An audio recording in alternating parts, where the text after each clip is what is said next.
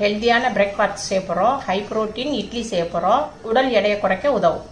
நம்ம வந்து கொள்ளு இட்லி செய்ய போகிறோம். 1 கப்பு கொள்ளு, 1/4 கப்பு அரிசி, 1/4 கப்பு உளுந்து, 1 டீஸ்பூன் வெந்தயம். நல்லா கழுவிட்டு 8 மணி நேரம் ஊற வச்சுக்கோங்க. இப்போ நல்லா ஊறிடுச்சுப்பா. இப்போ நம்ம இதை வந்து மிக்ஸி ஜாரில் போட்டு அடிச்சுக்கணும். இப்போ ஓப்பன் பண்ணுறப்பா நான் மிக்சிலேருந்து அடித்து கொண்டு வந்திருக்கேன். இதை ஒரு பவுலுக்கு மாற்றிக்கிடுவோம். இந்த அப்படி அடிச்சிருக்கோம். நீங்கள் தண்ணி இல்லைன்னா கொஞ்சமாக ஆட் பண்ணிக்கோங்க. நான் தண்ணி எதுவும் ஊற்றலை, அதில் எனக்கு தண்ணி இருந்தது, அதனால் நான் ஊற்றலை. நீங்கள் தண்ணி பத்தலைன்னா நீங்கள் ஊற்றிக்கோங்க. இந்த பதத்தில் இருக்கணும் இட்லிக்கு. தேவையான அளவு உப்பு போட்டுக்கோங்க. நான் வெயிட் லாஸ்னால நான் பிங்க் சால்ட்டு போட்டிருக்கேன். இதை வந்து ஒரு 4 மணி நேரத்துக்கு நம்ம அப்படி வச்சிடணும். அது பொங்கி வரும். அப்புறம் அதுக்கடுத்து நான் உங்களுக்கு இட்லி ஊற்றி காமிப்பேன். இப்போ 4 மணி நேரம் ஆயிடுச்சு. இப்போ ஓப்பன் பண்ணி பார்ப்போம். மாவு நல்லா பொங்கி இருக்கு.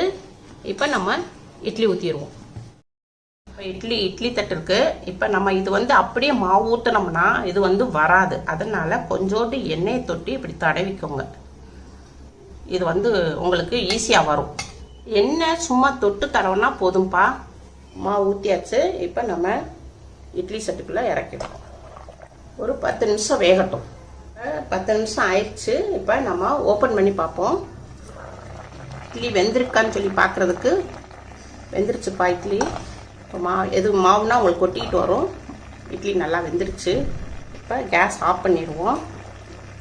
இதை வந்து ஒரு 10 நிமிஷம் ஆற விட்டு எடுக்கணும். ஏன்னா இது வந்து நம்ம துணியில் போடலை. துணியில் போடாதனால நம்ம வந்து இதை ஆற விட்டு எடுத்தால் தான் கரெக்டாக ஒரு இட்லி. நம்ம இட்லி ஆறுறதுக்குள்ளப்பா அது டக்குன்னு ஒரு சட்னி செஞ்சுருவோம். சிம்பிளான தக்காளி சட்னி செய்ய போகிறோம். இப்போ 4 தக்காளியை வந்து இப்படி கட் பண்ணி நம்ம மிக்சியில் போட்டுக்குருவோம். 4 சிறிய பல் பூண்டும் போட்டுக்குருவோம். இதை இப்போ மிக்சியில் அடித்து கொண்டு வரேன். இப்போ நல்லா அடித்தாச்சு. இப்போப்பா சட்டி நல்லா காஞ்சிருச்சு. 1 ஸ்பூன் எண்ணெய் ஊற்றிக்கோங்க. 1/4 ஸ்பூன் கடுகு உளுந்து போட்டுக்கோங்க. நல்லா பொரிஞ்ச உடனே தக்காளி அடிச்சிருந்தோம் இல்லையா, அதை தூக்கி நம்ம சட்டியில் ஊற்றிடணும். காரத்துக்கேற்ற மிளகாப்பொடி சேர்த்துக்கோங்க. தேவையான அளவு உப்பு சேர்த்துக்கோங்க. கொஞ்சம் பெருங்காயப்பொடி சேர்த்துக்கோங்க. எல்லாத்தையும் நல்லா கிளறி விடுங்க. பச்சை வாடை போகிற வரைக்கும் நம்ம ஒரு 5 நிமிஷம் வேக விடணும்.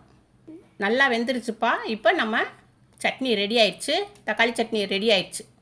இப்போ இட்லி ஆறி இருக்கும். இப்போ இட்லியை எடுத்துடலாம். ஸ்பூனை வச்சு இப்படி எடுத்துக்கணும். High protein idli chutney ready ஆயிடுச்சு.